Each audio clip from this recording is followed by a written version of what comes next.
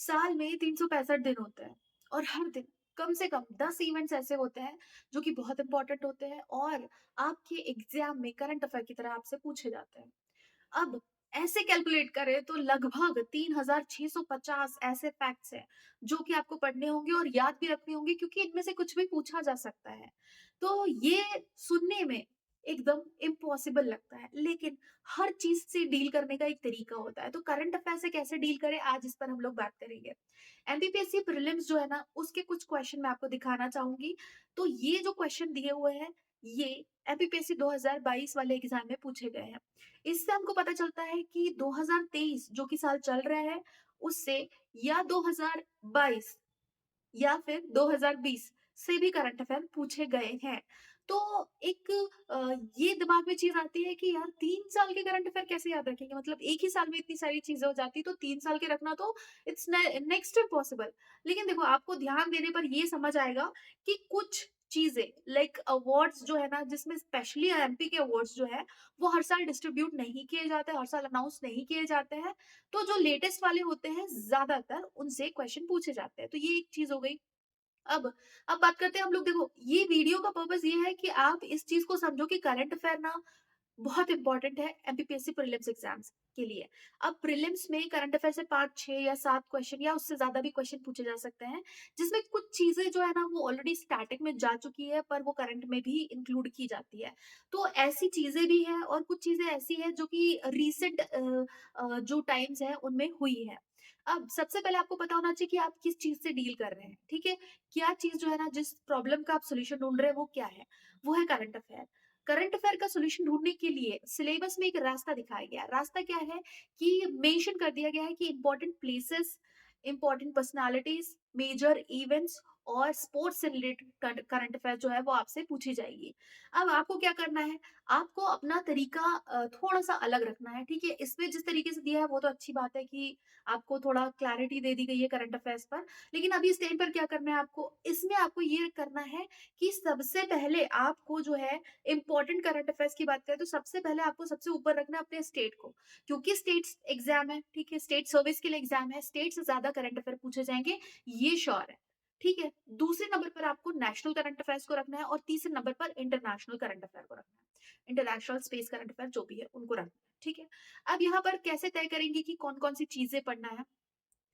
Again in लोगों ने पहले ही मेंशन कर दिया है कि एमपी के जो स्पोर्ट्स वाला सेक्शन है, उससे आपके करंट अफेयर पूछे जाएंगे, प्लस एमपी के स्पोर्ट्स इंस्टीट्यूशन तो है ही, एमपी के अवार्ड्स जो है उनसे पूछे जाएंगे, एमपी की पर्सनालिटीज जो है उनसे पूछे जाएंगे। एमपी में अगर कोई मेजर इवेंट है जो नेशनल लेवल का है या फिर इंटरनेशनल लेवल का है, वो आपसे पूछा जाएगा। तो सिंपली आपको ये करना है कि जब आप लिख रहे हैं एमपी के करंट अफेयर, तो एमपी में अगर कुछ मेजर इवेंट हुआ है तो आपको उनको एक जगह पर करना है, ठीक है? अगर एमपी के स्पोर्ट्स इंस्टीट्यूशंस जो है ना, जो कि करंट में भी आते हैं और जो कि आपके स्टार्टिंग में भी पूछे जाते हैं, वो वाला एक जगह पर लिख लेना है आपको। फिर एमपी के जो स्पोर्ट्स पर्सनैलिटीज़ है, वो बहुत ज़्यादा इंपॉर्टेंट है। पर्सनैलिटीज़ जो स्पोर्ट्स पर्सनैलिटी है बेसिकली, उनसे काफ़ी क्वेश्चन आते हैं, ओवर द ईयर्स पूछे ही गए हैं। अगर आप पहले वाले जो क्वेश्चन पेपर है उनको उठाकर देखें तो आपको समझ में आएगा कि हाँ, ये एक इम्पोर्टेंट टॉपिक है। तो वो वाला आपको अलग रख लेना है, ठीक है? फिर उसके बाद अगर हम बात करें अवार्ड्स एंड ऑनर्स की, तो पिछले 2 या 3 सालों के एमपी वाले सिर्फ अवार्ड्स आपको याद रखने पड़ेंगे, क्योंकि उनसे पूछा जा सकता है और पूछा गया है। ये आपके लिए अ, एग्ज़ाम्पल भी है जो मैंने अभी क्वेश्चन डिस्कस किया या क्वेश्चन आपको दिखाया। तो ये हो गया, ठीक है? एमपी का तो ये सब कुछ हो गया। और कुछ चीज़ें ऐसी हैं जैसे कि अगर कोई ट्राइबल पर्सनैलिटी न्यूज़ में रही है तो वो बहुत ज़्यादा इम्पोर्टेंट हो जाती है। और ऐसे ही बहुत छोटी-छोटी चीज़ें जो है ना, जो स्पोर्ट्स से रिलेटेड है या फिर अवार्ड से रिलेटेड है या अ, एमपी की कोई पर्सनैलिटी या कोई इवेंट ऑर्गेनाइज़ किया गया है एमपी में, तो ऐसी सारी चीज़ें आपको एक जगह पर लिख के रख लेनी है, ठीक है? इसके लिए आप अलग-अलग वीडियोज़ जो है वो भी रेफर कर सकते हैं। और मैंने पहले भी कहा है, जब एग्ज़ाम पास आता है तो अलग-अलग यूट्यूब चैनल्स जो है उस पर रिवीजन वीडियोज़ भी चलते हैं, तो आप उनसे भी हेल्प ले सकते हैं, ठीक है? पुराने जो वीडियोज़ आ चुके हैं और जो ऑब्वियसली मई में आए थे, तो वो भी आपकी काफ़ी हेल्प करेंगे, आपको उनको भी एक बार देख लेना चाहिए। फिर इसके बाद आते हैं हम लोग नेशनल करंट अफेयर पे। नेशनल करंट अफेयर जो है ना, वो सबसे बड़ा पोर्शन होता है करंट अफेयर का। नेशनल करंट अफेयर में जैसे मैंने कहा, जैसे एमपी में आपने कुछ-कुछ चीज़ें जो है ना वो क्लासिफाई करके रख ली है कि इसमें हमको पर्सनैलिटीज़ पढ़ना है, इसमें हमको स्पोर्ट्स पढ़ना है या फिर इवेंट्स पढ़ना है या इस टाइप की जो चीज़ें हैं आपने उसको क्लासिफाई करके रख लिया है। इसी तरीके से नेशनल करंट अफेयर में भी आपको सबसे पहले आपको ये ध्यान रखना है, इम्पोर्टेंट अपॉइंटमेंट्स आपसे पूछी जाती है, ठीक है? अवार्ड्स एंड ऑनर्स आपसे पूछा जा सकता है, वुमेन इन न्यूज़ जो है वो आपसे पूछा जा सकता है। ये जो सारे टॉपिक मैं बता रही हूँ, ये आपको एक जगह पर लिख के रख लेना है, और जब आप करंट अफेयर लिखते हैं ना, तो जो आपका जो क्लोज़ेस्ट मंथ होता है, उसके करंट अफेयर सबसे पहले लिखना, और फिर पीछे जाते हुए थोड़ा कम-कम आप करते जा सकते हैं करंट अफेयर, क्योंकि जो पास वाला जो महीना होता है उसमें जो अपॉइंटमेंट्स हुई है वो बहुत ज़्यादा इम्पोर्टेंट होती है। प्लस कोई इम्पोर्टेंट डेज़िग्नेशन या कोई इम्पोर्टेंट पोस्ट है, उस पर अपॉइंटमेंट है, तो वो भी बहुत इम्पोर्टेंट होता है, ठीक है? इसके अलावा आपसे बुक्स एंड ऑथर्स पे क्वेश्चन पूछा जा सकता है, ठीक है? वैसे पहले इससे काफ़ी पूछा जा सकता है, अभी थोड़ा ट्रेंड इस पर थोड़ा कम हुआ है, but books and authors again काफ़ी इम्पोर्टेंट टॉपिक है, उससे पूछा जा सकता है।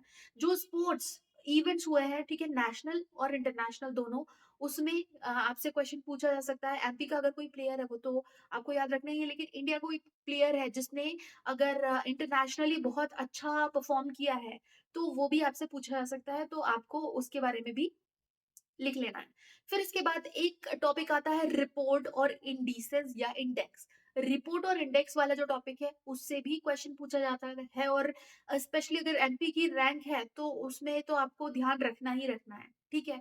तो ये हो गया, जिसमें इंटरनेशनल वाले भी आ जाते हैं, या नेशनल लेवल पे जो इंडेक्स या रिपोर्ट्स वगैरह रिलीज़ की जाती है, वो भी आ जाते हैं।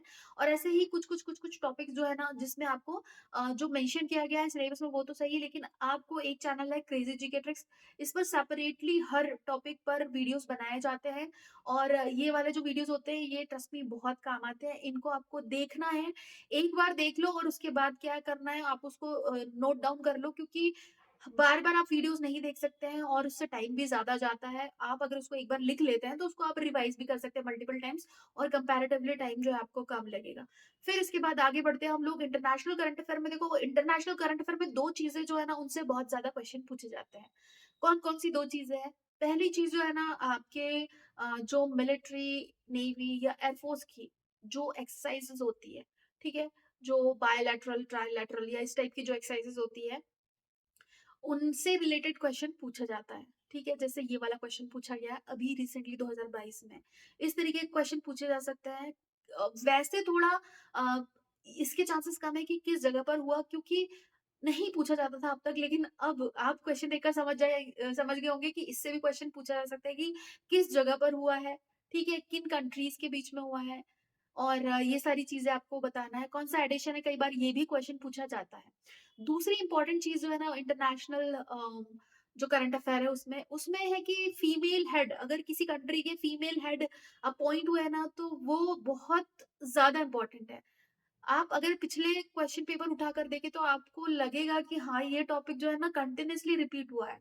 अगर हम पेपर उठाकर नहीं देखते हैं, अब हम ऐसी मैगज़ीन उठाते हैं और मल्टीपल टाइम्स रिवाइज़ करते हैं और ऐसे ही चले जाते हैं, तो हमको रियलाइज़ होता है कि यार, ये पर्टिकुलर टॉपिक अगर हम ज़्यादा पढ़ लेते हैं, इसको रिवाइज़ कर लेते हैं, तो ये बहुत हेल्प कर देता है हमारी।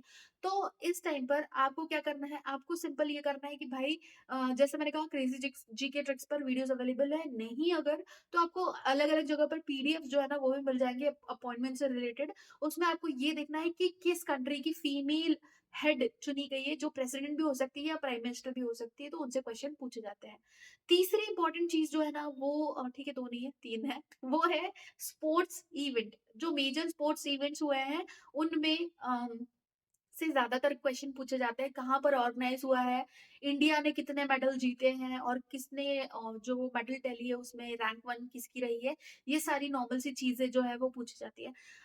और ये सारी चीज़ें जो मैं बता रही हूँ, आपको ये करना है कि जब भी आप कोई वीडियो देखें या कोई पीडीएफ से पढ़े, तो आपको उसको अपने पास नोट डाउन करके रख लेना है, क्योंकि ट्रस्ट मी, ये जो सारी चीज़ें हैं ना, एग्ज़ाम में रिवीजन के लिए बहुत काम आती है, और क्योंकि एक ऐसी चीज़ होना चाहिए आपके पास कंसोलिडेटेड, जिसमें आपके पास मटेरियल हो, और साथ ही आपको अलग-अलग जगह भागना ना पड़े कि भाई मैंने ये चीज़ यहाँ देखी थी, मैं वो वीडियो ब्राउज़ करूँ या फिर मैं वो पीडीएफ पढ़ लूँ या मैं बुक में देख लूँ, तो ये सारी चीज़ आपको नहीं करनी पड़ेगी।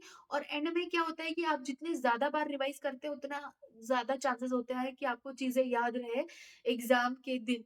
तो बॉटम लाइन इज़ कि चीज़ें याद रखने के लिए उसको प्रॉपर तरीके से ऑर्गनाइज़ करना और मल्टीपल टाइम्स रिवाइज़ करना बहुत ज़्यादा ज़रूरी है।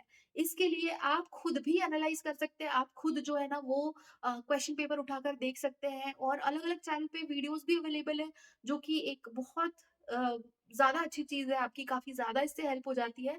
तो आपको सिंपली क्वेश्चन पेपर उठाकर देखना है अगर आप देखना चाहते हैं तो। वैसे तो मैंने ज़्यादातर चीज़ें डिस्कस कर ली है, हो सकता है कि मुझसे भी कोई चीज़ छूट गई हो, तो आप कमेंट सेक्शन में लिख दीजिए, क्योंकि बाकी लोगों को वो चीज़ काम आ जाएगी। So that's it for now और thank you for watching the video. मिलते हैं हम लोग नेक्स्ट वीडियो में और या नेक्स्ट वीडियो में नेक्स्ट जो सब्जेक्ट है उसके बारे में हम लोग डिस्कस करेंगे। और अगर आप मुझे फॉलो करना चाहते हैं तो ये है मेरा इंस्टाग्राम, आप इस पर मुझे फॉलो कर सकते हैं और अगर आपकी कुछ क्वेरीज हैं एग्जाम रिलेटेड तो वो आप वहां पर मुझसे पूछ सकते हैं। Thank you for watching the video.